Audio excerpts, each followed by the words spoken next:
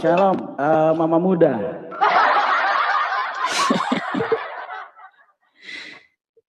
Jaringanmu kayaknya ngelek itu, bro. Gimana? Ini baru pertama kali ini ya berjumpa dengan Mehana ya. Yang bertahun-tahun saya pantengin terus. Akhirnya. Ya, silakan Mehana, kita buka baru ya. Mau buka apa? Silakan, saya mempersilakan tuan rumah. Oke, silakan saudaraku, Atau apa yang mau duluan ditanyakan atau didiskusikan? Iya, silakan. Bang kita. Ya. Kita uji ya, mungkin sekarang ini kan lagi acara kebangkitan, yang dalam kekristenan itu tentang kebangkitan. Nah, kita uji apakah Yesus itu bangkit ya menurut standar sejarah modern. Nah, kita uji. Yang pertama yang kita uji dulu adalah kapan Injil itu ditulis ya. Para sarjana umumnya tuh sepakat bahwa Bible Markus itu 70 Masehi ya. Bible Matius 80 90 Masehi, Bible Lukas 80 90 Masehi, Injil Yohanes 90 sampai dengan 110 Masehi. Tapi fakta yang pentingnya bahwa Yesus wafat itu sekitar 30 Masehi. Jadi ada jarak antara 40 sampai dengan 70 tahun. Jaraknya Bible ditulis dan kematian Yesus. Nah, ini ada implikasinya, bukan ditulis langsung saat kejadian kebangkitan itu, tapi berdasarkan tradisi cerita yang berkembang dari mulut lewat mulut, MLM atau urban legend ya. Kenapa? Karena cerita ini tidak ditulis pada saat Yesus bangkit. Bahkan penulis Bible itu anonim, menurut fakta akademis tidak ada bukti penulis asli menulis langsung. Nama seperti Matius, Yohanes itu diberikan kemudian oleh tradisi gereja, bukan fakta yang asli. Irenaeus ya. Jadi sumber itu tidak langsung. Jadi tingkat keandalan historis itu masih dipertanyakan sekarang. Makanya kita uji tadi. Nah, kalau kita lihat dari standar sejarah modern sekarang, sejarawan itu pakai kriteria namanya a multiple independent source. Apakah ada sumber independen? Ya. Masalahnya, Injil itu saling bergantung, Markus, Lukas. Bukan benar-benar independen, karena nggak ada sejarahnya, nggak ada buktinya kebangkitan itu. Yang kedua ada namanya early source. Semakin dekat ke kejadian semakin kuat. Kalau seandainya Bible ini ditulis ketika Yesus masih bangkit, ya, masalahnya ini ditulis puluhan tahun kemudian. Itu ada standar sejarah modern. Nah, yang ketiga itu standarnya adalah enemy attestation namanya itu. Jadi musuh mengakui kejadian. Ini tidak ada yang mengaku itu. Romawi, Yahudi tidak pernah mencatat kebangkitan daripada Yesus. Bahkan tidak ada satupun yang namanya itu semacam buku ya. Buku yang non gereja, di luar dari gereja. Atau peninggalan Romawi sejarah. Nggak ada yang mengatakan kebangkitan. Yahudi pun sama. Nah, ada yang keempat itu ada embarrassment criterion. Atau hal-hal yang memalukan. Ya, biasanya tidak dibuat-buat. Contoh, murid takut. Siapa takut? Wanita jadi saksi pertama. Ya, ini dianggap sebagian sarjana sebagai plus, ya, karena ketakutan tadi, penokongan. Ada yang mendukung, katanya saksinya adalah Tacitus. Tacitus itu menyebut Yesus disalib. Yes, benar. Tapi tidak menyebutkan kebangkitan. Saksi itu, Tacitus itu. Ada Josephus, ada bagian kontroversial, diduga diedit, ya. Tidak dianggap bukti kuat kebangkitan. Nah, yang ada itu analisis Paulus, 1 Korintus 15 yang ditulis 50 Masehi, Paulus menyebut Yesus menampakkan diri, tapi Paulus tidak melihat fisik dia digantung di kayu salib, tidak melihat kebangkitan, bahkan tidak. Jadi hanya pengalaman visi dan wahyu. Jadi tolong panggil nama yang benar jadi kalau di room gini. ini. Yesua. Oke. Yesus Masiah, lupa saya lupa kalau Anda itu Besiani. Maafin saya. Maafin saya, maaf. Mesianik, oke. Jadi gini, intinya gini, saya langsung terpoin ya, intinya gini. Jadi klaim utama terhadap keinginan bahwa Yesua Mahasia, mohon maaf. Data-datanya di dalam Bible Maria Magdalena, katanya ada satu wanita di dalam Markus, Maria Magdalena beberapa wanita, di Lukas banyak wanita, di Yohanes Maria Magdalena itu sendiri, ya. Tidak konsisten jumlah dan identitas siapa yang pertama kali kekubur. Kalau ini wahyu, harusnya sudah satu aja. Menurut Markus hanya Maria Magdalena, harus satu, itu wahyu. Tapi kalau nggak jelas, bagaimana dikatakan ini wahyu? Apa yang mereka melihat di dalam Matius satu malaikat, Markus satu pemuda, di Lukas 2 malaikat, di Yohanes 2 malaikat, detailnya berbeda. Siapa yang mereka lihat? Bagaimana ini menjadi pertanggungjawaban? Ya, kalau dari kitab Anda itu saling bertentangan. Di mana Yesus muncul pertama kali? Matius mengatakan di Galilea, di Lukas di Yerusalem, Yohanes Yerusalem di Galilea. Narasinya itu nggak seragam. Bagaimana bisa dikatakan ini sama? Bagaimana ini bangkitan? Nggak jelas. Jadi endingnya di Injil Matius 16 ayat 8, cerita berakhir tanpa penampakan Yesus. Ayat 90, dia dianggap tambahan belakangan oleh banyak sarjana. Kenapa? Artinya Injil tertua tidak punya cerita kebangkitan yang lengkap. Ya. Jadi saksi kebangkitan itu terbatas. Dalam perjanjian baru menampakkan hanya murid-murid, pengikut dekat. Tidak ada saksi publik yang luas. Catatan dari pihak yang netral, dari Romawi maupun Yahudi, nggak ada. Tidak ada catatan sejarah independen. Tokoh seperti Tacitus Josephus tidak mencatat peristiwa kebangkitan secara langsung. Panjang Hanya kali menyebut lah. orang Kristen Ceramahmu percaya bahwa itu Yesus itu yang nggak bangkit. berdasar. Udah belum? Oh, ya udah.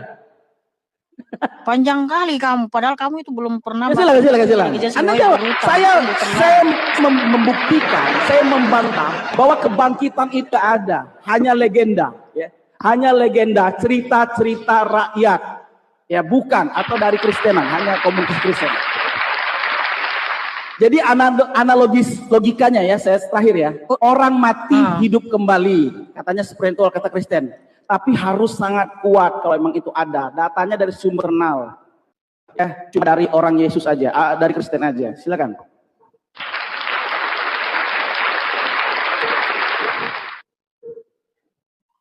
Oke, di-mute dulu saudaraku.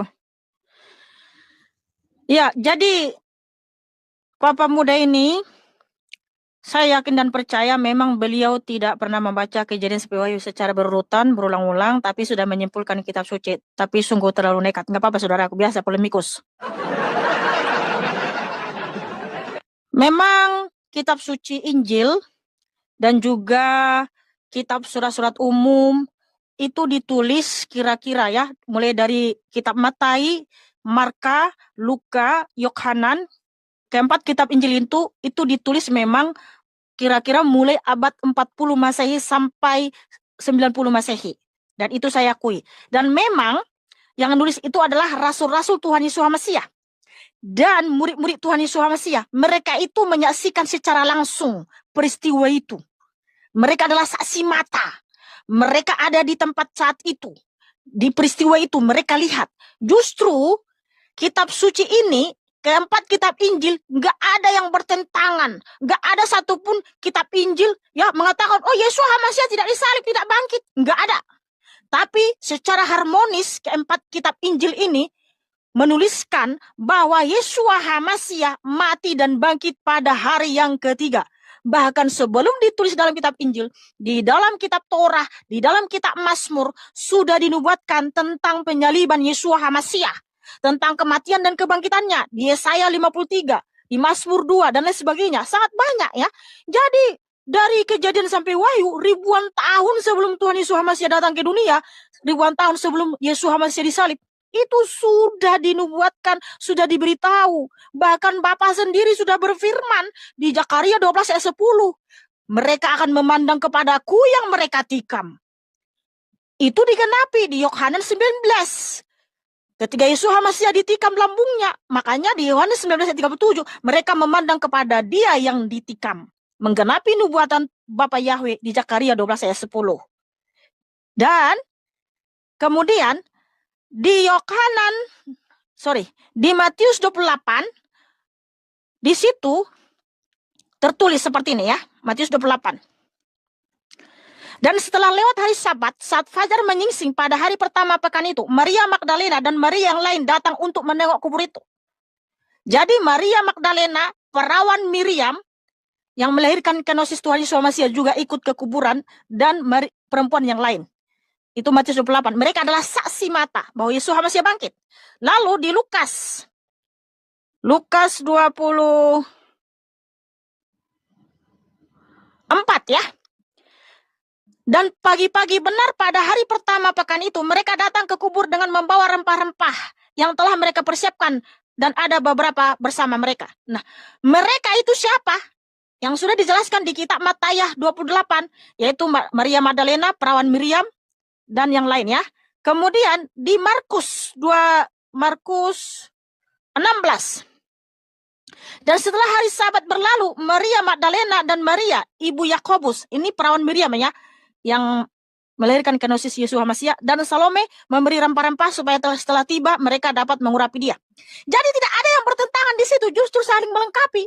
Di kitab Lukas dikatakan mereka itu siapa? Di Markus 16 dijelaskan perawan Miriam dan juga Maria Magdalena, begitu pula di Matius 28. Jadi semua saling melengkapi, saling berkesinambungan, di mana menjelaskan secara detail siapa saja yang pergi ke kuburan dan siapa yang melihat Tuhan Yesus Masias bangkit. Dan ada malaikat berkata ya kepada para perempuan itu bahwa Yesus Masias telah bangkit.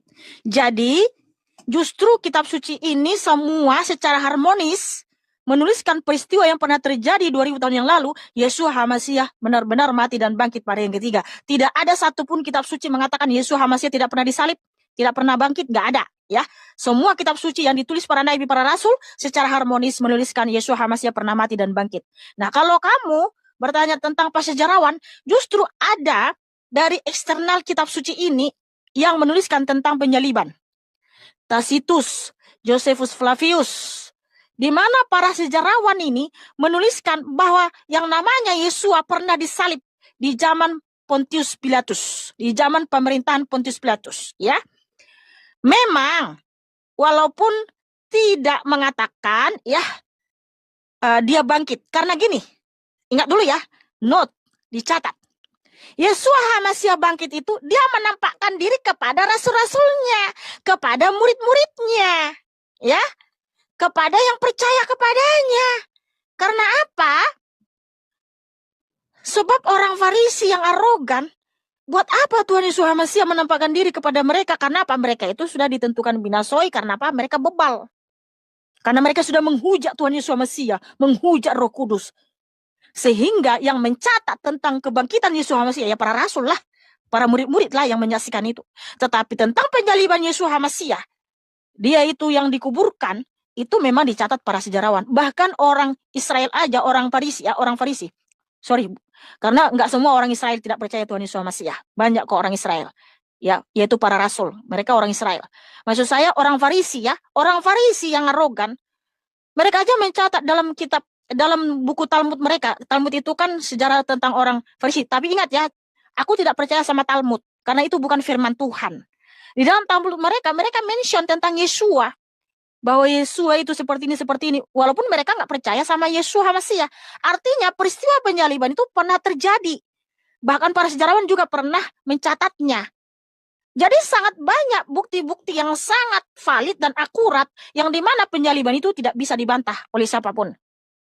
Karena juga bekas makam Yesus Masias ada di Yerusalem, ada di Israel, Bukit Golgota juga ada, dan lain sebagainya.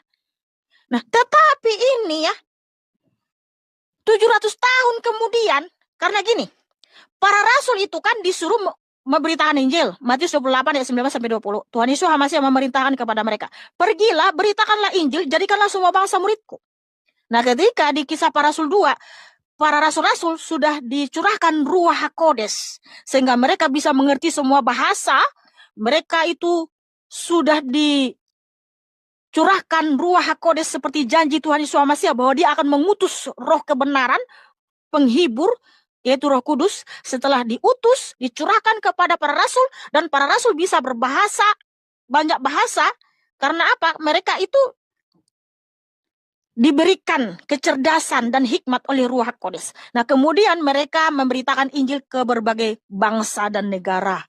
Lalu Ruh Kudus mengilhamkan kepada para rasul untuk menuliskan apa yang mereka sudah sebarkan ke seluruh bangsa, agar itulah Injil yang benar yang ditulis para rasul itu untuk menghindari penyesatan, untuk menyangkal penyesatan, supaya ketika ada nanti yang mengajarkan, oh seperti ini, jangan itu yang kita percaya, tapi apa yang ditulis para rasul, para murid-murid, ya. Itulah tujuannya kenapa ditulis setelah mereka memberitakan tentang Tuhan Yesus Mesias. Karena mereka itu saksi mata. Mereka melihat secara langsung peristiwa itu, gitu loh. Rabi Saul aja ketika Tuhan Yesus Mesias disalib, dia ada di zaman itu. Walaupun memang waktu penjaliban itu beliau tidak percaya. Setelah Tuhan Yesus Mesias naik ke surga, baru dia percaya setelah Tuhan Yesus Mesias menampakkan diri kepadanya. Tapi ini saudaraku yang menjadi pertanyaan, dan juga saya itu merasa gimana ya, janggal gitu ya. Mohon maaf, janggal. Karena gini saudaraku Papa Muda, ada 700 tahun kemudian, bukan saksi mata, tidak pernah melihat peristiwa itu, tidak hidup sejaman dengan para rasul, tapi hanya satu ayat nyeletuk. Tidak disalib tapi diserupakan. Hanya satu ayat, tidak ada ayat-ayat pendukung. Tidak ada ayat-ayat pendukung, hanya satu ayat. Sementara, ya, dari Kejadian sampai Wahyu, guys. Dari Kejadian sampai Wahyu sangat banyak ayat-ayat yang mendukung tentang penyaliban Yesus Mesias. Bahkan sebelum dia disalib, sudah dinubuatkan ribuan tahun sebelumnya. Secara runut. Dari Kejadian sampai Wahyu, saudaraku. Mereka juga saksi mata. Bahkan ketika Yesus Mesias disalibkan, mati dan bangkit, ada juga yang bangkit, disaksikan oleh Rasul Mataya, dan itu sudah diberikan penglihatan oleh Raja Daud. Tapi 700 tahun kemudian, coba bayangin, bukan saksi mata, tidak sejaman dengan para rasul, tidak melihat peristiwa salib itu, hanya satu ayat menyeletuk, tidak disalib tapi diserupakan. Nggak ada ayat pendukung apapun. Dan juga yang menjadi pertanyaan Papa Muda, tolonglah kamu berpikir cerdas, saudaraku. An-Nisa 157. Kalau kita baca di sini. Iya betul, hanya satu ayat, nggak ada ayat pendukung gitu loh.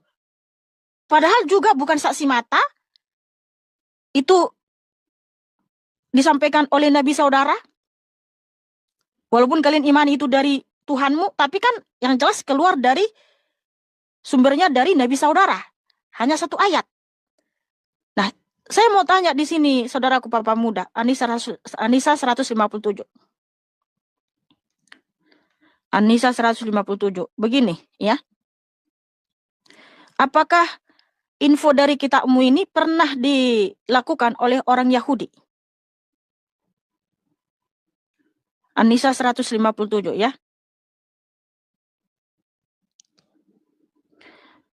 Begini redaksinya. Dan dalam kurung kami hukum juga karena ucapan mereka. Sesungguhnya kami telah membumbun Al-Masih Isa putra Maryam, Rasul Tuhanmu, ya.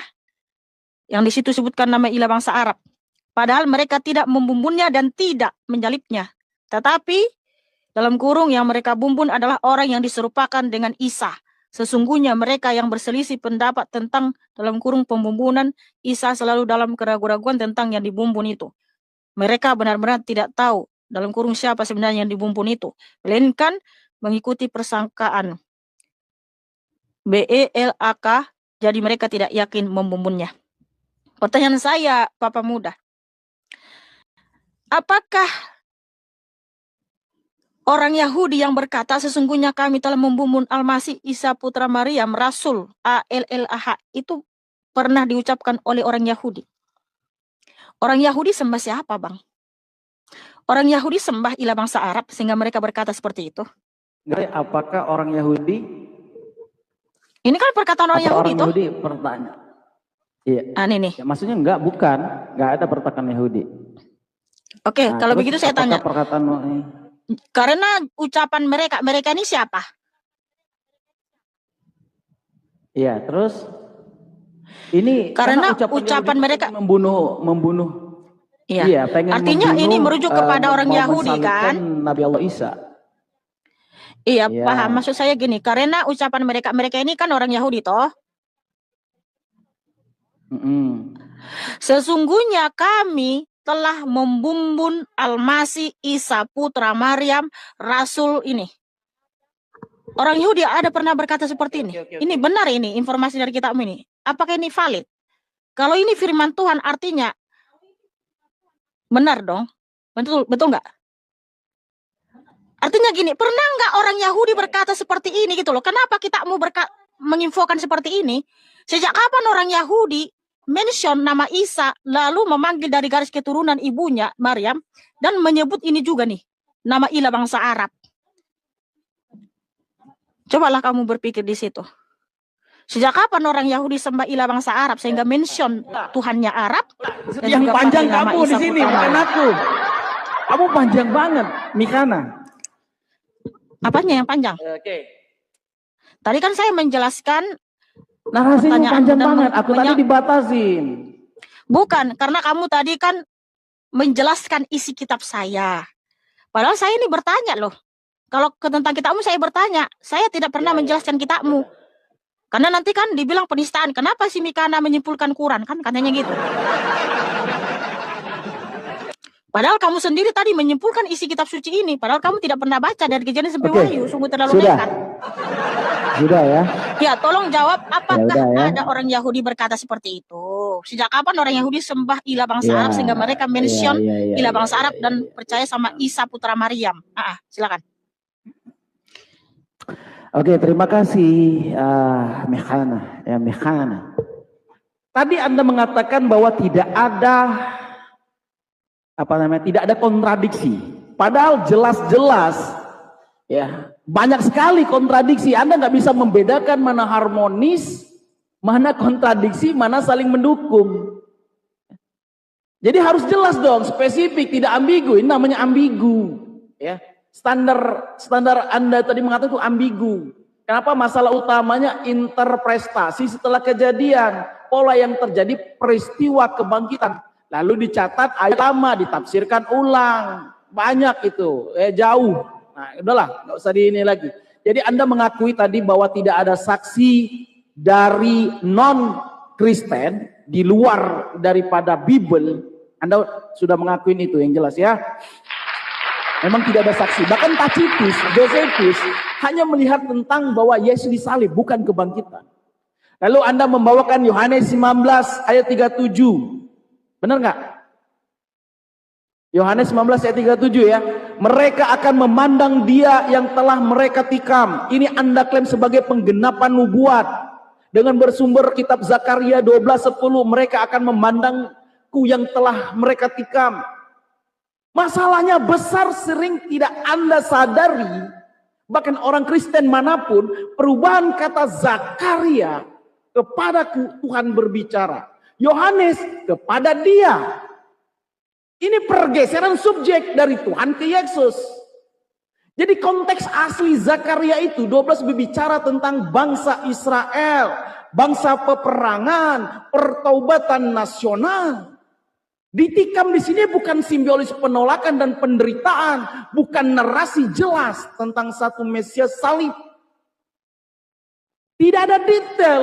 Yesus di dalam Zakaria 12:10 tidak disebut Yesus disalib, Romawi, kebangkitan. Guys. Oh ya, sorry. Yosua nggak ditulis di sini tentang salib, Romawi, kebangkitan. Ini namanya interpretasi, bukan teks eksplisit. Bahkan di Yesaya 53 aja itu bukan tentang Yesus, tapi tentang penderitaan orang Israel yang selalu dijajah. Bahkan menurut sejarah, faktanya yang menjajah orang Israel di abad ke-16-17, yang abad 19 adalah orang Kristen Protestan. Ini penderitaan tentang orang Israel, ya. Ya, dari zaman Nabi Musa mereka ditindas. Bahkan sampai sekarang si ini siapa namanya ini?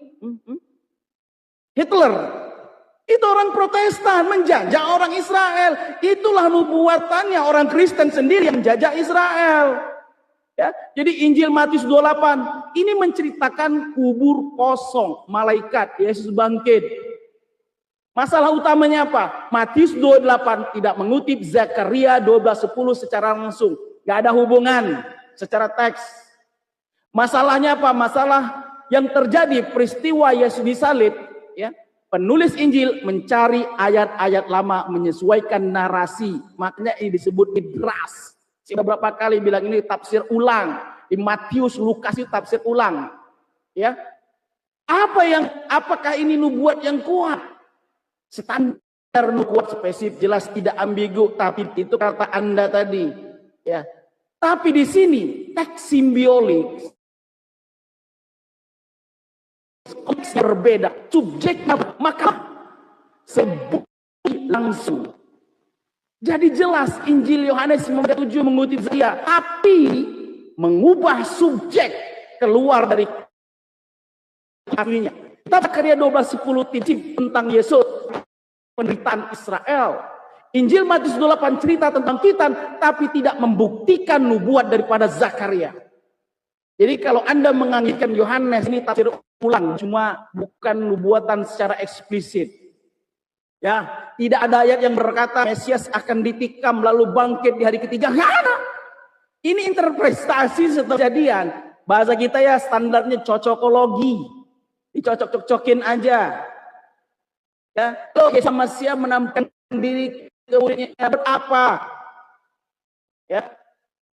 Ini apa tadi katanya untuk menampakkan kepada orang-orang Jaringanmu nge-lag loh. Ya. Jaringanmu tidak standar. Kalau tidak Yesus menampakkan diri, berarti enggak stabil ya. Berarti itu bukti kebangkitan. Kalau tidak, buat apa? Jadi pertanyaannya gitu ya. Nah, apa tujuan penampakan menurut teks? Dalam perjanjian baru tujuannya adalah menguatkan iman murid. Di Injil Yohanes 20:27 kepada Thomas. Bentar ya, aku tutup. Jangan tidak percaya, tetapi percayai saja. Ya. Memberi misi dakwah. Ya. Ya ini. Ya, memberikan misi dakwah. Injil Matius 28:19. Itu kan intinya daripada orang Kristen. Tapi masalahnya ini hanya klaim internal kalian saja. Semua cerita penampakannya murid ditulis dalam perjanjian baru. Tapi tidak ada saksi di luar secara netral. Seperti catatan Romawi, catatan orang Yahudi. Nggak ada. Secara sejarah ini klaim komunitas. Ya, bukan independen. Bahkan Yohanes pun, kitab Bible Yohanes itu sebenarnya bukan Yohanes, tapi komunitas Yohanes. Anda juga kan sebagai agama Yudaisme Mesianik, ini komunitas. Agama Anda ini Mihana adalah komunitas sama. Jadi ini klaim komunitas. Nah, kenapa hanya murid yang dilihat? Karena kalau benar-benar bangkit secara fisik, kalau benar bangkit secara fisik, kenapa tidak muncul ke publik harusnya, kepada musuh harusnya, kepada penguasa Romawi seharusnya. Ini pertanyaanku dalam debat. Kenapa harus ke muridnya? Kalau memang benar-benar ini kebangkitan biar akan diakui pada dunia, harusnya menampakkan ke Romawi. Nih, gue bangkit kembali. Kenapa tidak dibangkitkan? Ya. Jadi pengalaman alternatif penjelasan secara data, psikologi dan sejarah.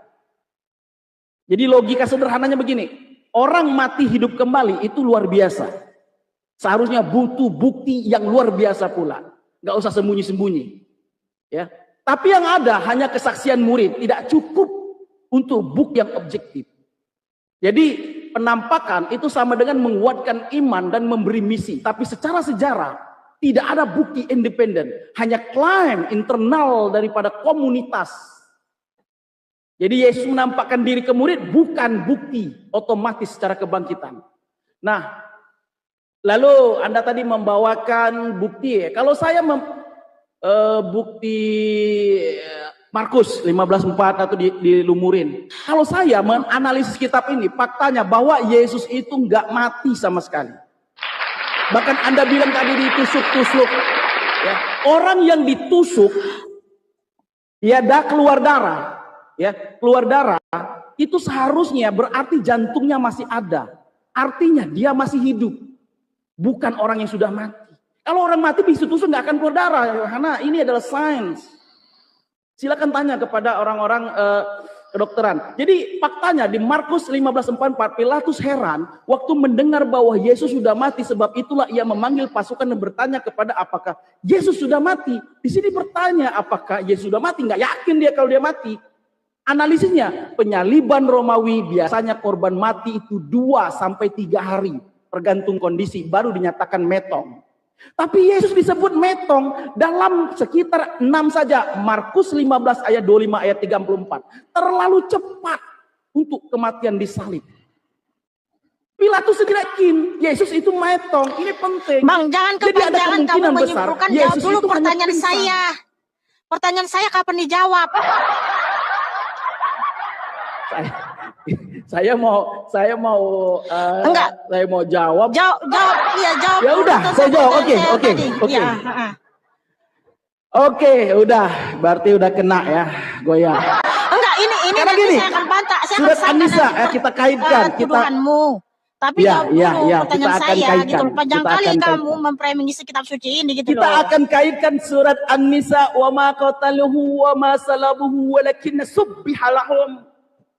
Mereka tidak membunuhnya dan tidak menyalib, tetapi mereka yang bunuh diserupakan bagi mereka. Kenapa Al-Quran menolak penyaliban? Ini meluruskan klaim manusia. Ayat ini dimulai dengan kata karena ucapan mereka kami telah membunuh. Artinya ini klaim manusia.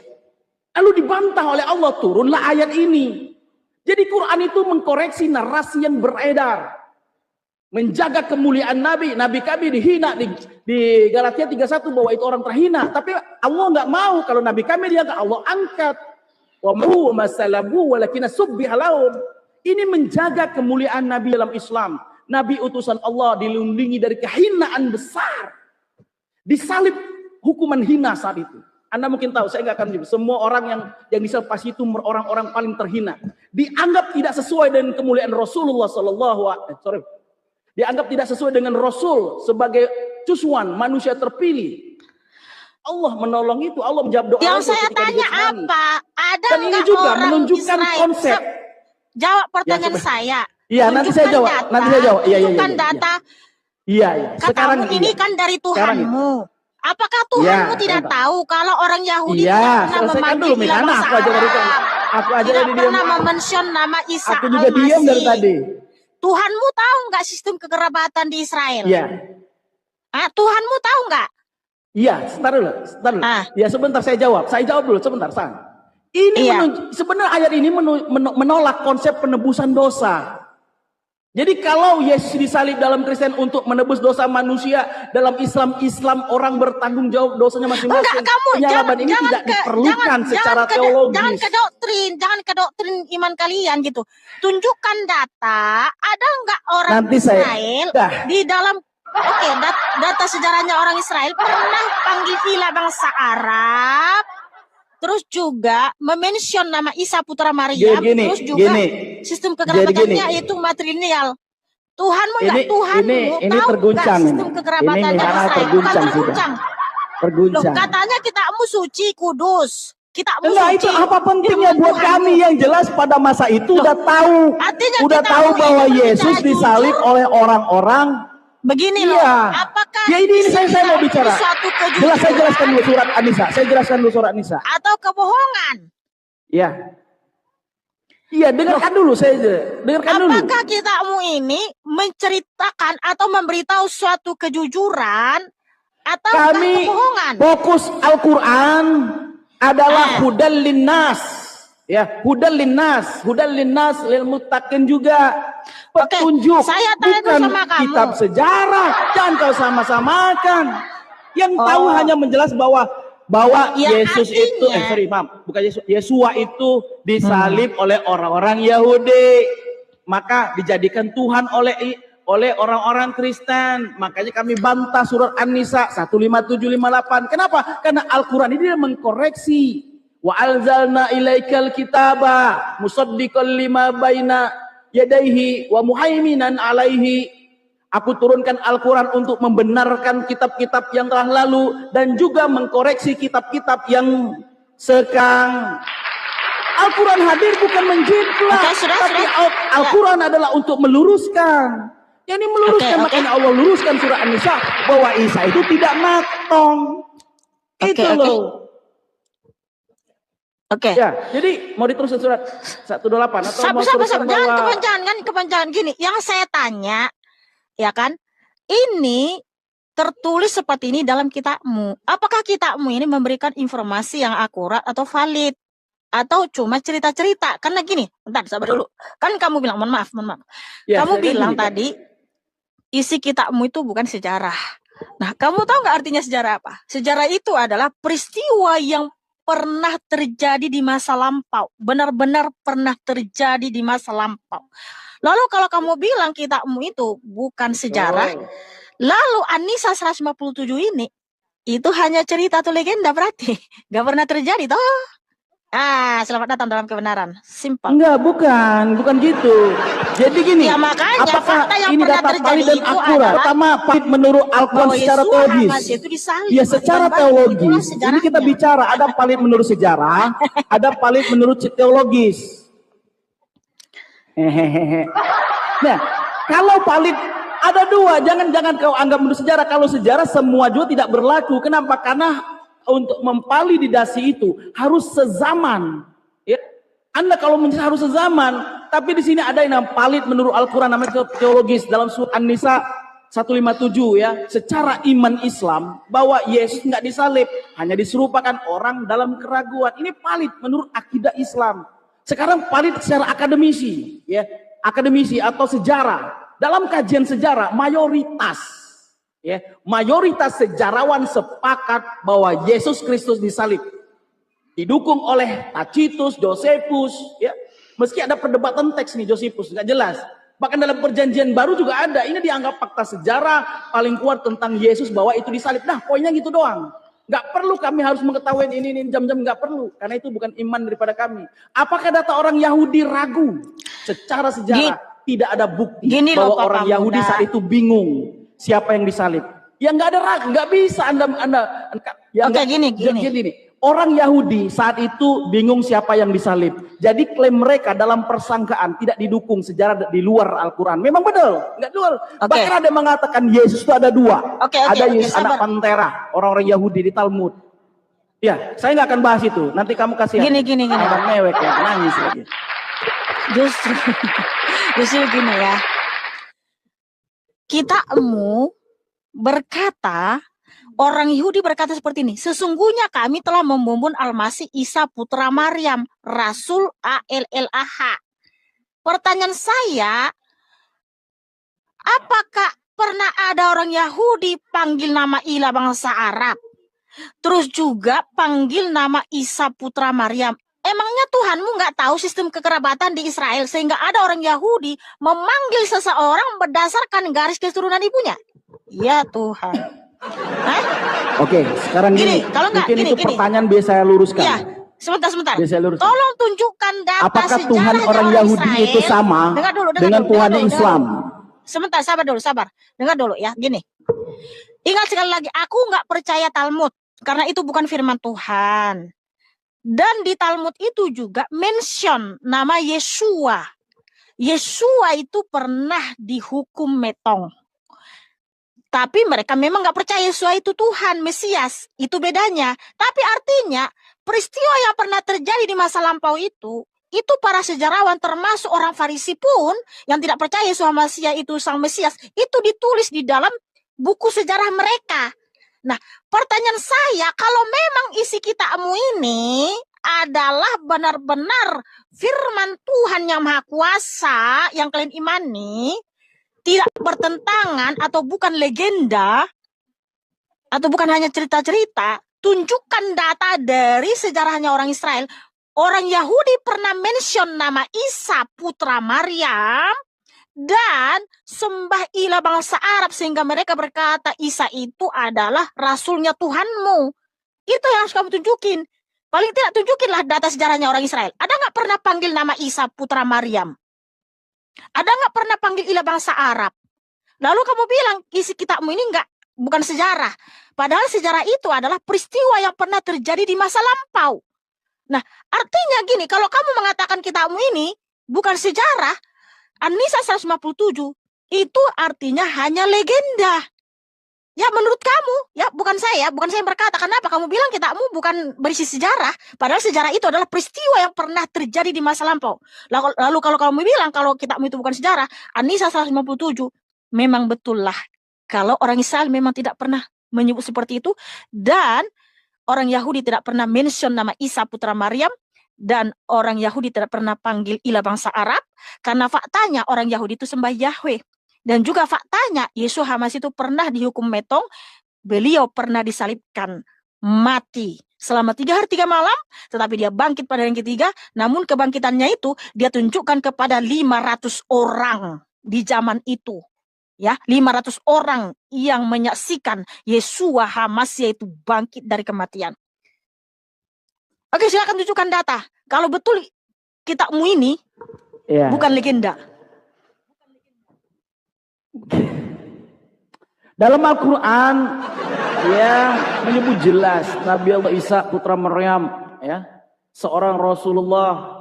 Islam itu merujuk kepada sosok yang nyata, bukan figur berbeda. Artinya Isa dalam Al-Quran, Yesus juga dikenal dalam sejarah, ya, mungkin dikenal dalam orang Arab Isa, ya. Kalau dikenal orang Ibrani, Yesua. Dalam kenal sama orang siapa namanya Eropa disebut Yesus.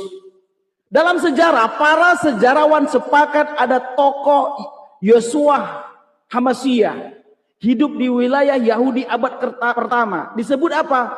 Anak Maria, pengajar tokoh agama. Tapi apa yang terjadi? Ya, perbedaan muncul pada apa yang terjadi padanya. Perbedaan sebesar apa? Versi sejarah dan Kristen, bahwa Yesus disalib itu wafat. Bahkan di dalam iman Kristen dia bangkit. Di dalam versi Al-Quran dia nggak disalib, nggak dibunuh, diangkat oleh Allah. Bukan beda orang, tapi narasi kejadian. Apakah firman Quran asli? Tergantung sudut pandang Anda. Kalau dalam iman Islam, Quran itu wahyu langsung dari Allah, pasti benar dan final. Dalam kajian akademis, Quran teks abad ke-7 datang setelah peristiwa Yesus, dilihat sebagai interpretasi teologi, bukan laporan sejarah langsung. Kata Anda termasuk orang Kristen kan? Nah, apakah orang Yahudi menyebut Isa putra Maryam secara sejarah? Memang tidak ada bukti bahwa orang Yahudi menyebut nama Isa putra Maryam seperti Al-Quran. Mereka menyebutnya apa? Yesus dari Nazaret. Ya. Isa adalah bentuk bahasa Arab dari nama Nabi Yesus. Yesus Yesua. Entar salah sebut aku. Yesua ya. Yesua. Ya. Nama dari Yesua. Jadi kalau kesimpulan jujur, sosok yang sama Isa dalam Al-Quran bahwa Yesus dalam sejarah, tapi narasi kejadiannya berbeda. Bukan dua orang berbeda, tapi dua versi cerita. Quran dan Wahyu tidak disalib. Sejarah, data dan manusia disalib. Anda pun tadi mengakuin itu. Ya, kami juga mengakuin bahwa di dalam kitab Anda bahwa memang benar bahwa Yesus itu pernah mau disalib, tapi kami bantah. Yesua namanya karena gini, orang Farisi aja walaupun nggak percaya sama Yesus Hamasya, di Talmud mereka itu di-mention namanya Yesua, bukan Yesus. Makanya ya udah, itu kan. Oke, sebentar ya. Itu kan cuma karena gini, aja. Mohon maaf saudaraku, bukan karena nama itu nggak bisa diganti. Di dalam kitab Torah, nama yang dinubuatkan itu Yesua. Makanya apakah Tuhanmu tidak tahu siapa nama yang aslinya? Kok mention nama Isa putra Maryam? Apakah Tuhanmu tidak tahu sistem kerabatan di Israel? Terus juga itu kan menurut kalian itu adalah firman bisa dari aja nama Anda. Tapi kan sebentar dulu. Tapi kan itu sumbernya dari Nabi saudara. Sementara Nabi saudara itu bukan saksi mata, bukan saksi hidup yang melihat peristiwa penyaliban. Sementara para rasul semua menuliskan firman Tuhan, menuliskan apa yang pernah terjadi. Bahkan perawan Miriam yang melahirkan inkarne Yeshua masih ada di penyaliban itu, saksi mata. Masa dia tidak kenal siapa Yeshua Masih? Kan nggak mungkin. Dan juga nubuatan ya, ini saya tunjukkan dulu ya.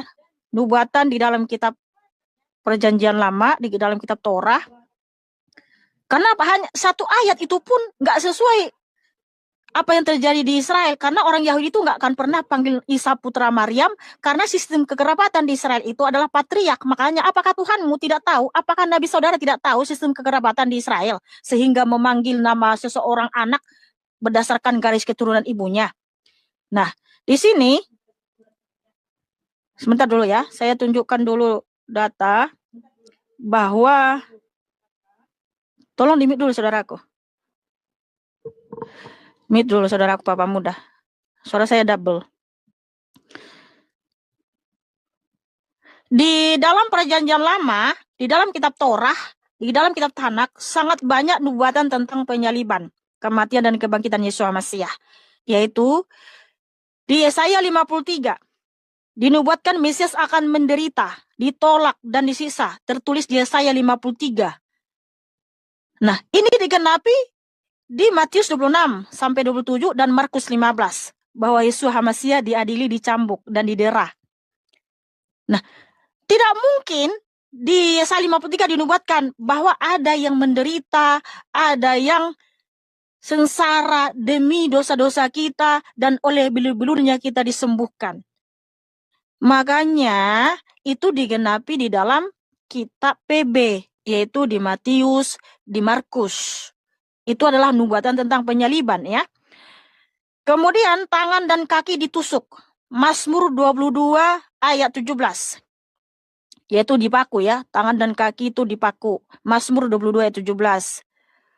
Ini adalah secara langsung menubuatkan metode penyaliban yang digenapi di dalam Yohanan 19 ayat 18, ayat 37 ya. Kemudian disalibkan di antara penjahat. Yesaya 53 ayat 12. Bahwa Sang Mesias itu akan terhitung di antara orang-orang durhaka. Dan digenapi, Yesus disalibkan di antara dua orang penyamun, yaitu Matius 27 ayat 38, Markus 15 ayat 27. Nah, sudah dibuatkan itu di dalam kitab Tanak, bahwa dia akan ada di antara orang-orang durhaka. Dan memang betul, waktu Yesus masih disalib, di samping kiri kanannya ada dua orang, yaitu penjahat, yang memang mereka disalibkan, dihukum berdasarkan Matius 27 ayat 38. Markus 15 ayat 27. Ya. Yesaya 53 ayat 12. 27 28. Iya, Matius 20, ini saya baca dulu ya, Matius 50. Sinyal ya. Iya. Saya baca dulu ya, Yesaya 53 ayat 12.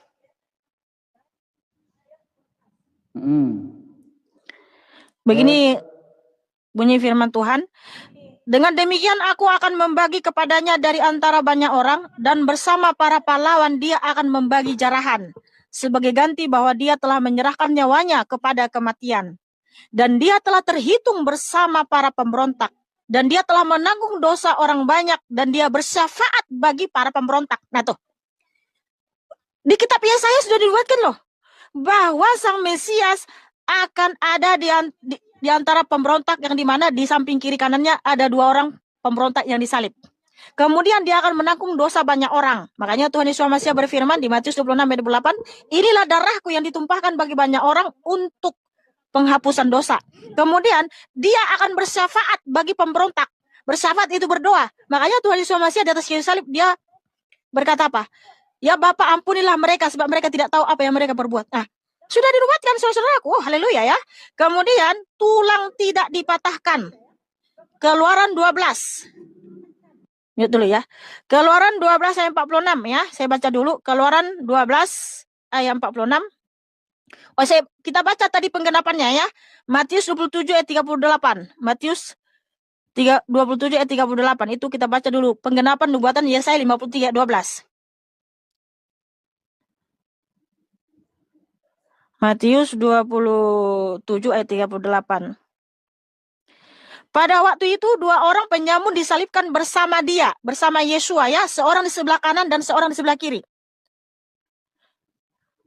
Kemudian di Markus 15 ayat 27. Markus 15 ayat 27. Dan bersama dia mereka menyalibkan dua orang penyamun, satu di sebelah kanan dan satu di sebelah kirinya. Wow, digenapi ya teman-teman. Lalu kan Tuhan Yesus Masiah akan bersyafaat ya. Sang Mesias akan bersyafaat di mana Tuhan Yesus HaMasiah berdoa, Bapa, ampunilah mereka. Yaitu Lukas 23 ayat 34. Yesus berkata, ya Bapa, ampunilah mereka sebab mereka tidak tahu apa yang mereka perbuat. Dan mereka membuang undi untuk pakaiannya. Nah, digenapi ya teman-teman ya. Sudah dinubuatkan di Yesaya 53 ayat 12 tadi. Bahwa dia akan bersyafaat bagi yang menyalibnya. Nah, digenapi saudaraku. Oh, haleluya ya. Kemudian, tulang tidak dipatahkan. Keluaran 12 ayat 46. Keluaran 12 ayat 46. Kita baca saudaraku. Keluaran 12 ayat 46. Jadi saat banyak nubuatan penyaliban, kematian dan kebangkitan Sang Mesias di dalam kitab Tanak. Keluaran 12 ayat 46. Haruslah itu dimakan di dalam sebuah rumah. Engkau tidak boleh membawa keluar daging itu dari rumah. Dan kamu tidak boleh mematahkan satu tulang pun daripadanya. Nah, ini adalah nubuatan tentang penyaliban. Digenapi di Yohanan 19 ayat 33 sampai 36.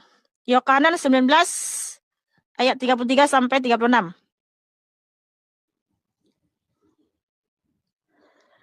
Namun ketika tiba pada Yesua, saat mereka melihat dia sudah mati, mereka tidak mematahkan kakinya.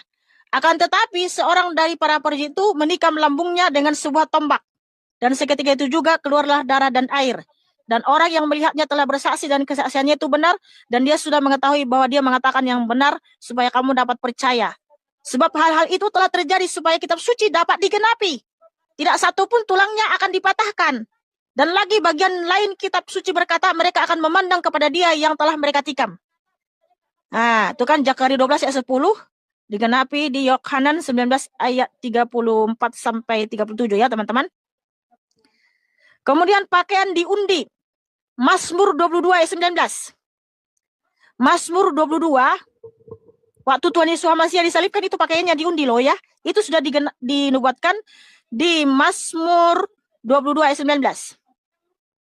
Makanya masa tiba-tiba 700 tahun kemudian hanya satu ayat berkata tidak disalib tapi diserupakan. Tidak ada ayat-ayat pendukung pula. Mazmur 3, bukan saksi mata ya. Mazmur 33 ayat, sebentar sabar ya. Mazmur 22 ayat 19. Sementara ini sangat banyak data-data pendukungnya ya. Mazmur 22 ayat 19, mereka membagi-bagi jubahku di antara mereka dan membuang undi untuk pakaianku. Dicatat aja teman-teman yang saya sebutkan ayat-ayatnya. Mazmur 22 ayat 19, mereka membagi-bagi jubahku di antara mereka dan membuang undi untuk pakaianku. Nah, ini nubuatan untuk penyaliban saudaraku. Wow, haleluya ya. Digenapi di mana? Yaitu di Yohanan 19 ayat 23 sampai 24 atau Matius 27 ayat 35. Kita baca dulu ya, Matius 27 ayat 35. Lama banget aku denger ini. Nah, artinya gini masih banyak ini. Itu yang udah kita ulang lagi. Sabar dulu. Lagi. Ini ya, buktinya. Lagi. Sabar dulu saudaraku. Sabar dulu. Diam dulu ya. Matius 27 ayat 35. Dan sesudah menyalibkan dia, ingat ya, catat ya, Matius 27 ayat 35. Dan sesudah menyalibkan dia, mereka membagi-bagi jubahnya dengan membuang undi. Supaya dapat digenapi apa yang difirmankan oleh seorang nabi, mereka membagi-bagi jubahku di antara mereka sendiri dan atas pakaianku mereka membuang undi. Wow, haleluya, tepuk tangan saudara-saudaraku. Ya. Tentang yang diberi anggur asam di Mazmur 69 ayat 22. Bahwa Sang Mesias itu akan diberi anggur asam, digenapi di Matius 27 ayat 48. Yohanes 19 ayat 29. Terus juga berdiam saat didakwa, Yesaya 53 ayat 7. Menubuatkan ia tidak membuka mulutnya saat dianiaya. Digenapi saat Yesua diam di hadapan Pilatus dan imam-imam. Matius 27 ayat 12 sampai 14. Nah, tentang kebangkitan ini masih banyak ini ya. Kematiannya sebagai kurban, Yesaya 53 ayat 5. Kematian dan kubur Yesus HaMasiah yaitu di Yesaya 53 ya. Kemudian digenapi di Matius 27. Nah, sangat banyak saudaraku ini kalau kita jabarkan, kalau kita uraikan, kalau kita sebutkan semua, ini sangat banyak nubuatan penyaliban, kematian, dan kebangkitan Sang Mesias di dalam kitab Tanakh. Sangat banyak, saudaraku. Makanya digenapi di dalam kitab Injil yang sudah disaksikan oleh para rasul. Jadi, pasti kita lebih percaya apa yang sudah dituliskan dalam kitab suci ini. Karena apa? Jauh ribuan tahun sebelumnya, kitab Tanakh sudah menubuatkan tentang penyaliban, kematian, dan kebangkitan. Lalu digenapi di dalam kitab Perjanjian Baru, yaitu kitab Injil. Dan penulis kitab Injil itu pula, mereka itu saksi mata, guys. Mereka melihat secara langsung peristiwa itu. Masa tiba-tiba 700 tahun kemudian ada satu ayat nyeletuk tidak disalib tapi diserupakan, itu pun namanya tidak sesuai, dan orang Yahudi pun tidak akan pernah memanggil ilah bangsa Arab, dan bukan saksi mata, tidak melihat peristiwa itu, gitu loh. Tapi kan ayat ini seakan-akan merujuk kepada Yesus Masih, walaupun bukan Sudah. untuk Yesus Masih. Itu apa? Karena Oke. namanya pun udah nggak sama, gitu loh. Karena orang Yahudi pun tidak akan pernah manggil ilah bangsa Arab. Terus juga kitamu, Oke, ya, sudah. apakah Jadi- Tuhanmu tidak tahu sistem oke, kekerabatan di Mihana. Israel Terlalu itu? panjang, Mihana. Orang-orang Enggak, pada tidur jawab ini. dulu, apakah Tuhanmu tidak tahu sistem kekerabatan di Israel? Ya, sekarang gini. Seharusnya Kok Mas pertanyaannya manggil- begini. Pertanyaan Anda Ya, yang Tuhan. salah. Apakah Tuhan orang Yahudi itu sama dengan Tuhan orang Islam? Begitu cara nanyanya. Nggak usah. Apakah orangnya jelas berbeda agama dari orang Arab dengan orang Yahudi? Cara penyebutannya berbeda memang. Ya, kalau Anda memasak gini, jadi gini ya. Kenapa Oke, berbeda? udah, gini aja, Isa jawab lawan aja. Isa, nama asli dalam Ibrani itu kan Yesua. Ya, Yesua. Versi Yunani Eos. Loh. Versi Latin Jesus. Versi Arab Isa. Papa Muda, Kenapa Papa jadi Muda, Isa? mohon Ini maaf. namanya proses adaptasi Papa Muda. bahasa. Papa Muda, Ya. mohon maaf. Iya, Mohon iya maaf. Mama, iya Mama Jangan muda. kamu bawa versi Yunani lah, versi Latin lah. Pakai data dalam kitab suci. Iya, kau kan Kenapa kan jaringanmu tidak mempertanyakan stabil? tentang Jaringanmu yang tidak stabil atau aku? kenapa berbeda-beda. Soalnya di agama Anda Yesus, buktinya di tempat lain juga namanya bukan Yesua kok. Gampang. Jadi cara berpikir Anda Karena yang saya salah. kembali Seharusnya ke kitab pertanyaan Anda tuh suci, begini. ajaran Apakah pola Tuhan Ibrani, orang bukan Yahudi ikuti pola Arab dan pola sama nggak Ibrani, dengan gitu loh. Tuhannya orang Islam? Iya, sekarang harusnya Anda tuh bertanya kan yang begitu. Saka Tuhan orang Yahudi dan Islam. Oke, emangnya Tuhannya Gitu. para nabi orang Kalau Israel, pertanyaan orang Anda, Yahudi ya sama berbeda. dengan Tuhannya Siapa ilah yang bangsa Arab? menyamakan di dalam? Oke, jawab. Kenapa kita Ya, itu harus pertanyaan begitu. Ya udah. Kenapa kita Ya begitu harusnya. Ya, Nisa 157 orang Yahudi mention nama ilah bangsa Arab. Emangnya sejak kapan orang Israel di dalam Karena kitabnya ini ya. sembah ilah bangsa Arab? Ya. Hah? Ada, tunjukkan dalilnya. Karena ini bukan dengar dulu. Ini kan dengarkan dulu saya ngomong. Kau ini permasalahkan yang bukan keimanan, malah mencari-cari celah seolah-olah kenapa berbeda. Ya kan saya bilang jelasnya berbeda dan itu bukan dari bagian iman kami. Dia mau metong kok, mau disalib apapun, mau bukan dia nggak masalah disalib. berbeda. Mohon maaf, Papa Yang Muda. jelas bahwa dalam Al-Quran mengatakan hal demikian. Papa Muda, Jadi nggak perlu, karena nggak berubah. ini? Kenapa? Karena kitab kami bukan kitab sejarah. Ya Dan itu tadi dia, Anda mengulang, makanya nanti saya bantah. Anisa Saya 157 bantah. itu tidak pernah terjadi. Nggak pernah terjadi toh. Anisa Kok tidak pernah terjadi? 157. Itu iman kami. Kalau Anda mau percaya atau Iya, tidak itu ya udah. katanya hanya Kalau Hasan Anda tidak Al-Imani, mempercayai tapi surah An-Nisa faktanya wa ma tidak pernah qatalahu wa ma terjadi, salabuhu saudaraku. walakin subihalakum, ya udah. Karena iman Anda nggak Ah. akan pernah mempercaya itu. Ya, udah. Iya, artinya Kalau gitu tidak nggak pernah usah terjadi, nggak sesuai diperdebatkan. dengan fakta sejarah, ahistoris. Iya gitu. Ahistoris, saudaraku, isi kitabmu Jadi, tidak sesuai ya, dengan fakta sejarah. sekarang Anda nih itu. Nah, sementara sejarah berkata Yesus masih benar disalib, sangat banyak Anda sendiri saksinya yang juga. mengatakan, ya Anda saksi kitab-kitab Anda itu sebenarnya semuanya itu adalah klaim daripada iman Anda. Nah, Bahkan di dalam itulah kitab dia. sejarah manapun nggak ada yang Jangan mengatakan bahwa dia framing, bangkit. Tokku. Karena Loh, kita ini iya, bener, diskusi Tok, kita, bener. Jadi- diskusi kita pakai data, pakai dalil. Oke, Nah, sementara oke, saya bantah, tunjukkan saya semua bantah. dalil-dalil tadi sangat Saya banyak bantah kitab dalil-dalilnya. Mazmur. Oke, Gini, Why? coba jawab dulu. Silent, Jawab. Tadi kan silent. kamu, bentar dulu, bentar. Enggak, saya Oke, bantah. kenapa kitamu berkata orang Yahudi panggil ilah bangsa Arab? Emangnya, apakah orang Yahudi sembah ilah bangsa Arab? Ya, sama. Oke, silakan Dengarkan saya. di dalam kitabnya Dengarkan orang saya. Yahudi, di mana Tuhan mereka Dengarkan adalah saya. ilah bangsa Arab. Ya Dengarkan udah, saya. silakan. Iya jelas lah kitab orang Yahudi ya jelas lah. Karena kita punya akal ya, kita ini punya akal toh. Ya, untuk akal ini kita punya bisa membedakan mana kitab yang asli, mana kitab yang sudah dipalsukan. Ya, silakan Bisa aja kita tunjukkan gunakan akal datanya kita. di Nah, mana sekarang saya jelaskan. Yahudi dalam kitab Dengarkan. sembah ilah bangsa Arab. Ya, Saudara, dengarkan, silakan tunjukkan dengarkan. dalilnya.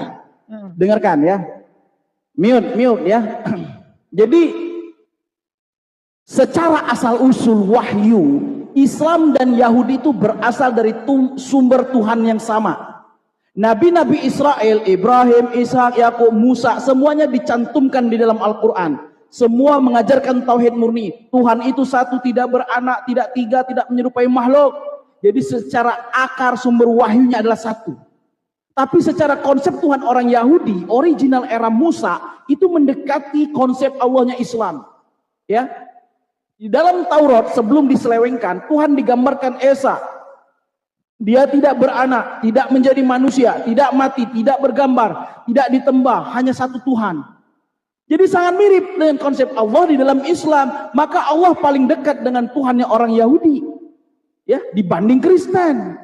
Kristen malah mentigakan Tuhan. Tapi Yahudi masa kini tidaklah sama dengan tauhid Musa.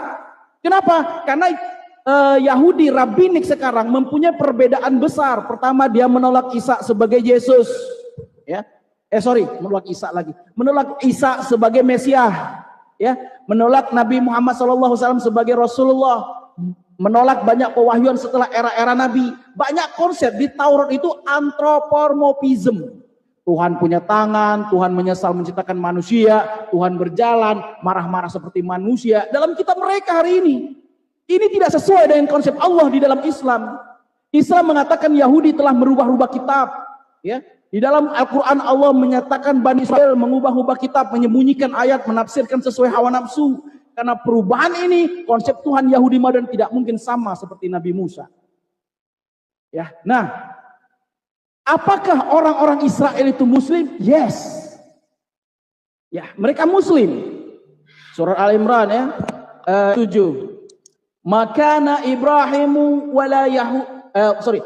Ibrahimu Yahudiyan wala Nasriyan wa makana Hanifan Musliman wa makana minal musyrikin.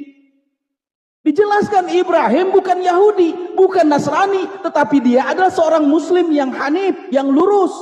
Muslim disebut wa makana minal musyrikin, dan dia bukan termasuk orang-orang yang musyrik. Ada nggak di Bible Anda secara eksplisit seperti ini bahwa Nabi Ibrahim adalah beragama Kristen? Gak ada.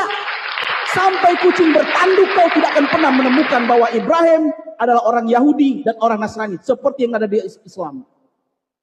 Ini menandakan bahwa sama. Surat Al-Baqarah ayat 32. Apa kata Allah? Ibrahim dan Yakub berwasiat kepada anak-anaknya, janganlah kalian mati kecuali dalam keadaan muslim. Mohon maaf, saya potong ya, mohon maaf. Tunjukkan dalilnya, datanya orang Yahudi atau tadi tidak atau saya sudah menunjukkan dalil. Saya menunjukkan dalil bahwa Nabi Ibrahim itu agama Islam. Bahkan Ibrahim Yahudi wala Nasrani. Artinya bahwa konsep bahwa semua nabi-nabi Israel itu beragama Islam. Jadi matching. Berarti sama. Kenapa dia mengaku Nabi Isa juga orang Islam? Jadi wajar itu. Papa muda, sabar, Papa muda. Anda terguncang. Anda terguncang. Jujur aja misalnya Anda terguncang malam ini ya. Jujur aja Anda terguncang. Makanya Anda dari tadi nonton saya dengan baik mendengarkan ceramah. Mohon maaf. Sabar. Kenapa saya langsung potong? Karena panjang lebar kamu hanya ceramah-ceramah asumsi semua apa yang kamu sampaikan karena nggak ada dalil. Oke, silakan tunjukkan Nabi Musa, Ishak, Yakub, Salomon, Sulaiman, Daud yang kalian imani sebagai nabi kalian, dalam kitab mereka ada sembah ilah bangsa Arab. Silakan tunjukkan dalilnya. Jangan hanya, oh kalau Tuhan kami itu tidak beranak dan tidak ada peranakan, dia Esa, sama kan sama Tuhannya orang Yahudi loh. Memang betul kalau orang Yahudi itu menyembah Yahweh yang Esa. Dia itu satu-satunya yang Esa. Kalau Tuhanmu juga Esa, lalu kamu samakan. Lah, itu namanya kau ikut-ikutan sama imannya orang Yahudi, tapi kamu melupakan Yahweh Elohim. Gitu loh. Itu namanya kamu ikut-ikutan iman orang Yahudi. Mereka Esa, kamu Esa, ya kan? Itu namanya ikut-ikutan. Karena apa? Kitabnya orang Yahudi yang pertama sekali ada. Gini aja saudaraku, tolong tunjukkan. Saya minta tunjukkan secara eksplisit yang sama di dalam Al-Quran bahwa Ibrahim agama Kristen, tunjukkan. Tunjukkan. Kalau Anda tidak bisa menunjukkan, berarti Anda cuma modal congor aja dari tadi ya. Saya disuruh mendengarkan ketika saya menunjukkan data dalam Al-Quran kami bahwa Ibrahim bahwa Ishak semuanya itu beragama Islam, tapi Anda kalau motong-motong seolah-olah itu kan tidak menunjukkan data. Saya menunjukkan data. Surah Al-Imran ayat 7. Itu kan kata kitabmu. Maksud saya gini, kan kalian itu di dalam kitabmu kan mention nama-nama nabi orang Yahudi, nabi-nabi dari Israel, kayak Musa, Zakaria, Yahya, Sulaiman, Daud. Mereka itu kan semua orang Yahudi, orang Israel. Nah, kalau betul apa informasi dari kitabmu bahwa mereka itu Islam sembah ilah bangsa Arab, bisa tunjukkan pengakuan dari nabi-nabi tersebut. Karena orang nabi-nabi tersebut itu menulis kitab. Ada enggak di dalam kitab tulisan mereka? Apa kata Musa? Innani. Ya, itu kan ada. Itu kan di Quranmu. Itu sumbernya dari siapa? Itu tulisan Nabi Musa. Itu tulisan Nabi Musa, saudaraku. Ya, sekarang gini saudaraku, Anda intinya nggak mau. Ya, saya menyuruh Anda untuk menunjukkan, ya, Anda tidak bisa menunjukkan data di dalam Bible Anda bahwa Nabi Ibrahim ada Kristen maupun Yahudi. Anda langsung mencari-cari cara mana kata Musa. Ya gimana kami mau beriman kepada kitab Anda kalau kitab Anda sudah ditahrif? Saya bisa buktikan. Bahwa kita akan ditahrif. Dengarkan saya. Kalau Anda mau dengarkan saya. Saya mau dengerin apa dari kamu. Kamu nggak tunjukin dalil karena gini. Saya bisa tunjukkan tulisan Nabi Musa. Ini saya tunjukkan dalil. Zakaria, Yahya, Daud, Sulaiman. Mereka itu sembah Yahweh. Nggak pernah sembah ilah bangsa Arab yang kamu sembah itu. Makanya pertanggungjawabkan narasimu bahwa nabi-nabi dari Israel, Nabi Musa, Daud, Zakaria, Yahya, Yakub, mereka itu sembah ilah bangsa Arab dan beragama Islam. Silakan tunjukkan. Jangan kamu tunjukkan dari Quran. Kan Quranmu itu dari Al-Fatihah sampai Anas itu kan sumbernya dari Nabi saudara. Walaupun kalian iman itu dari Tuhanmu, kan itu iman kalian. Itu berbicara tentang iman. Itu klaim kalian. Tapi kan itu sumbernya dari Nabi saudara. Lalu dicatat sahabat-sahabat nabimu. Artinya kan bukan pengakuan nabi-nabi dari Israel. Kalau betul informasi dari kitabmu itu, tunjukkan kitab yang ditulis Nabi Musa, Zakaria, Yahya, Sulaiman, Daud. Karena mereka itu penulis kitab. Nah, di mana kitab mereka yang mengakui dalam tulisannya itu sembah ilah bangsa Arab dan beragama Islam. Itu baru kamu jentel gitu loh. Bahwa apa yang dikatakan kitabmu itu benar. Silakan tunjukkan. Udah kita mau mencuri. Lah, cuman ya ini. Kok jadi pemfitnah saya udah sih? Kita tahu ya dalam sebuah kitab Taurat dimanapun ya nggak ada Nabi Israel. Yang jelas Islam itu artinya apa? Berserah diri. Itu Islam artinya. Jadi berserah diri kepada siapa? Tidak ada ayat yang kepada ilah bangsa Arab. Karena berbeda. Karena bahasa dalam Bible itu kan bahasanya Yunani. Sedangkan Islam itu bahasa Arab. Gimana mau bisa cocok? Jadi kalau persamaannya mendekati. Ya, saya tunjukkan. Tulisannya ya. nabi-nabi dari Israel, Musa. Iya, tunjukkan. Di mana Musa mengakui dia sembah ilah bangsa Arab? Tunjukkan dulu di mana Nabi Musa mengakui beliau adalah Islam dan sembah ilah bangsa Arab. Satu aja lah, nggak usah banyak-banyak. Satu aja lah, Musa yang paling terkenal, yang paling familiar. Di mana ada Nabi Musa mengakui dalam tulisannya beragama Islam dan sembah ilah bangsa Arab? Di kitab Ulangan 6 ayat 4. Itu kitab Ulangan 6 Tauhid murni para nabi dalam kitab Ulangan 6 ayat 4. Tuhan itu Esa. Ini sama dengan konsep tauhid Islam. Nabi Oke. bersujud dan tunduk sama. Kita Ya. sama-sama Nabi Musa tunjukkan, sujud, kita tunjukkan. Muslim sujud. Nabi Ibrahim muda, tunduk total, Muslim menyerahkan diri. Di dalam bahasa Arab tunduk itu artinya Islam. Tunduk itu tunduk kepada Allah. Itu artinya Islam. Orang yang berserah diri Bapak muda, tunduk pada Tuhan Yang Maha Esa itu artinya Islam. Bapak muda satu-satu Yohanes tunjukkan. 7:3. Ulangan Bapak satu-satunya Tuhan yang benar. Ini mau ditawid. Mohon Itu maaf, kan dulu, Trinitas. dulu, satu-satu. Iya, kita nggak berbicara Trinitas di sini. Saya nggak ada di sini menyebarkan doktrin karena itu nggak ada dalam kitab suci.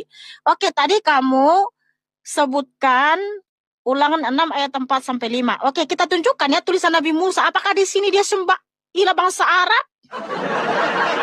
Ini dia, Ulangan 6 ayat 4 sampai 5.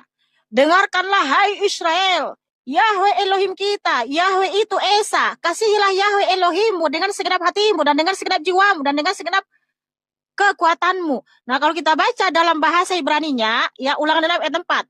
Shema Israel, Yahweh Elohenu, Yahweh Echad. Nah, ada nggak di situ sembah ilah bangsa Arab? Inilah tulisan Nabi Musa. Nabi Musa itu nyembah Yahweh Elohim yang Echad, bukan Oke. ilah bangsa Arab penduduk negeri Mekah. Sekarang kita buka logikanya gini ya, logika saya. Dengarkan Kenapa logika tidak sesuai? saya Kenapa biar kamu Anda mengimani? biar Anda Dengar dulu. pintar. Kenapa saudara mengimani banyak nabi Ya dari Allah, Israel, ya Tuhan. tapi kamu tidak sembah apa yang disembah Dengarkan nabi-nabi saya. Ya tersebut? dengarkan saya. Itu Ya, Anda namanya, nih nggak mau didengar, nggak mau itulah didengarkan. namanya pencuri. Kamu tuduh saya pencuri, sementara kamu yang pencuri. Jangan potong ya. Oke, dalilnya tidak sesuai dengan iman kalian. Kami nggak sama. Silakan Kami nggak tunjukkan sama. lagi Bible yang Bible lain. kami nggak sama dengan. Ya. Ya, silakan.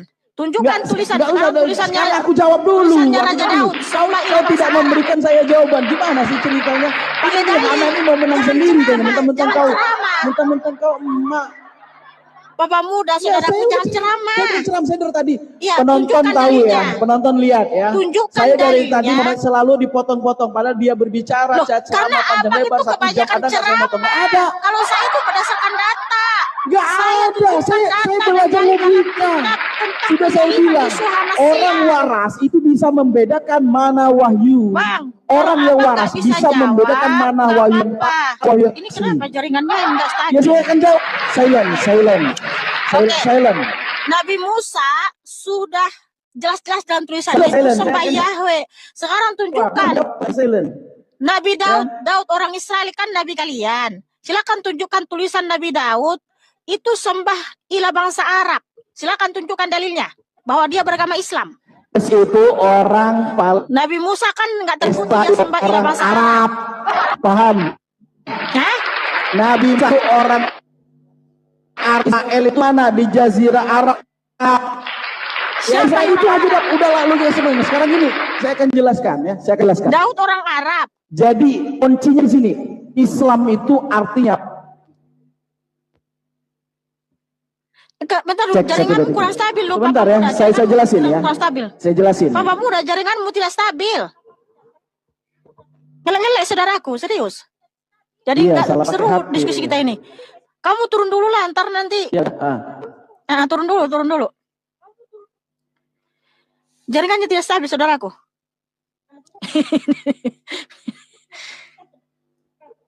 ya udah.